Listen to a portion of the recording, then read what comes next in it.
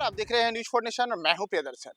बिहार के मुख्यमंत्री नीतीश कुमार के बेटे निशांत क्या इस वर्ष राजनीति में सक्रिय रूप से आ सकते हैं? जी हां, यह सवाल पिछले कुछ दिनों से लगातार सियासी सुर्खियां बना हुआ है। तो बिहार के मुख्यमंत्री नीतीश कुमार के बेटे निशांत को लेकर के हम एक ताजा अपडेट के साथ हैं और आपको बता रहे हैं कि निशांत के बिहार की राजनीति में सक्रिय होने को लेकर के नीतीश कुमार की क्या तैयारी है। दरअसल आप याद करें तो इस वर्ष के शुरुआत में ही यानी कि जनवरी के महीने में ही नीतीश कुमार के साथ उनके बेटे निशांत बख्तियारपुर गए थे। वही बख्तियारपुर जो नीतीश कुमार का पैतृक जन्म स्थान है। तो वहां जब वो गए थे और कुछ प्रतिमाएं जिसमें कि नीतीश कुमार के पिता की प्रतिमा हो या अन्य स्वतंत्रता सेनानियों की प्रतिमाएं हों, उन तमाम जगहों पर माल्यार्पण करने के बाद निशांत से मीडिया की ओर से एक सवाल पूछा गया था कि आप राजनीति में आएंगे। तो इस पर काफी सधे शब्दों में निशांत ने कई अहम संकेत दिए थे, जिसमें एक तो उन्होंने कहा था कि उनके पिता नीतीश कुमार बिहार में लगातार बेहतर कार्य कर रहे हैं,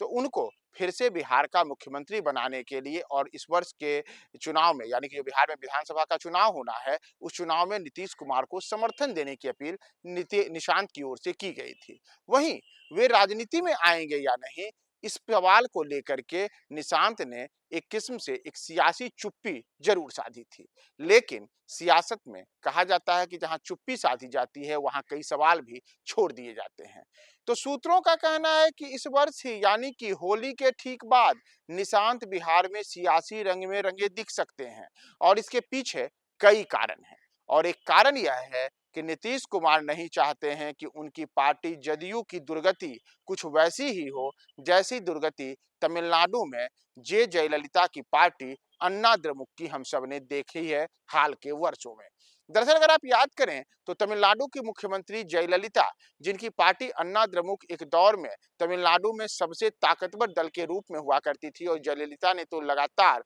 कई चुनाव में वहां पर जीत का परचम लहराया था। जब जयललिता भ्रष्टाचार के एक मामले में जेल गई तो उसके बाद लगातार उनकी पार्टी के प्रदर्शन में गिरावट दर्ज की गई और इसके पीछे का एक बड़ा कारण यह रहा कि जयललिता की पार्टी में सेकेंड लाइन के कोई नेता नहीं थे। यानी कि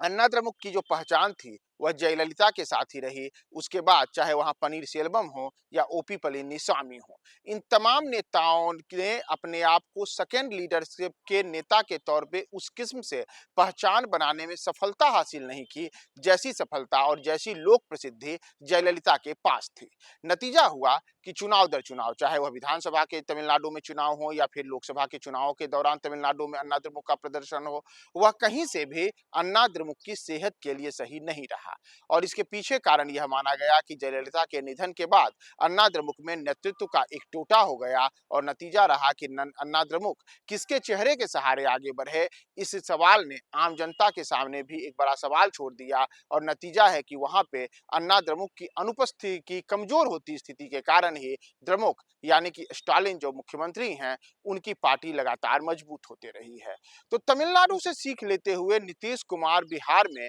एक बड़ा खेला कर सकते हैं और यह खेला उनके पुत्र निशांत के सियासी एंट्री को लेकर के एक नया रास्ता खोल सकता है। दरअसल अगर आप याद करें तो पिछले कुछ वर्षों के दौरान लगातार जनता दल यूनाइटेड में नेताओं की जो जदयू के चेहरे के तौर पे पहचान रही है, वो तमाम चेहरे एक एक कर हटते गए और नीतीश इस पार्टी के सर्वे सर्वे नेता बन गए। जैसे जॉर्ज फर्नांडिस एक दौर में जनता दल यूनाइटेड के संस्थापक सदस्य थे, लेकिन बढ़ती आयु के बाद जब जॉर्ज फर्नांडिस साइड हुए तो नीतीश कुमार ही बिहार में चेहरे के तौर पे सामने रहे। इसी तरीके से शरद यादव जो एक दौर में जदयू के सबसे कद्दावर और ताकतवर नेता माने गए, अंत के वर्षों में स्थिति हुई कि उन्हें न केवल जदयू से बाहर का रास्ता दिखाया गया बल्कि उनको तो राष्ट्रीय जनता दल के सहारे अपने जीवन की अंतिम सियासी पारी के दौरान अंतिम सांसें लेने को मजबूर होना पड़ा। और स्थिति है कि आज जनता दल यूनाइटेड में एकमात्र चेहरा जिस चेहरे के सहारे जदयू पूरे बिहार ही नहीं राष्ट्रीय स्तर पर अपनी पहचान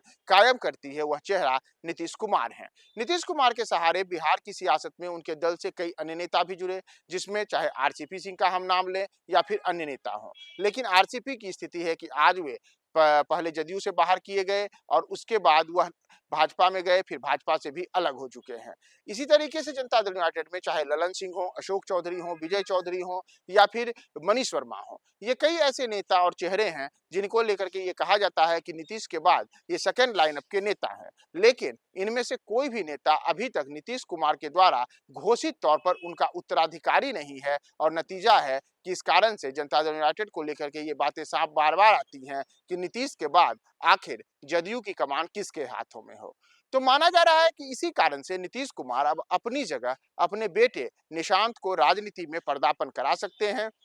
और उनका यह पदार्पण इसलिए भी काफ़ी महत्वपूर्ण होगा क्योंकि नीतीश कुमार के बेटे जो कि एमआईटी मिश्रा से उन्होंने इंजीनियरिंग की है और इंजीनियरिंग के बाद 49 साल की आयु में भी अभी तक अविवाहित हैं, लेकिन राजनीति में सक्रिय तौर पर भले ही अपने पिता के साथ कहीं नहीं दिखते हों, लेकिन पिता का एक लंबा अनुभव और पिता के छत्रछाया में पलने का उनको एक ऐसा अनुभव है जिसका बड़ा असर राजनीति में देखने को मिल सकता है। जदयू के वो सर्वमान्य नेता हो सकते हैं। तो ऐसे में माना जा रहा है कि अन्ना द्रमुक वाली स्थिति जदयू की ना हो, इस कारण नीतीश कुमार अपने बेटे को लेकर के कोई बड़ा निर्णय कर सकते हैं और यह निर्णय उनकी राजनीति में एंट्री को लेकर हो सकती है और इसी को लेकर के चाहे नीतीश कुमार की पार्टी के अशोक चौधरी हों या फिर श्रवण कुमार हों या अन्य नेता हों, वो तमाम नेता बार-बार कहते हैं कि जी हाँ, आखिर निशांत के राजनीति में आने से परहेज और गुरेज कैसा हो सकता है। तो इस कारण अब माना जा रहा है कि नीतीश कुमार एक सोची-समझी रणनीति और बड़ी तैयारी के साथ होली के बाद अपने बेटे को सियासी रंग में रंगने के लिए दिख सकते हैं। हालाँकि जो इतिहास रहा है कि नीतीश कुमार शुरू से ही भ्रष्टाचार और परिवारवादी राजनीति से खुद को अलग रखे हैं,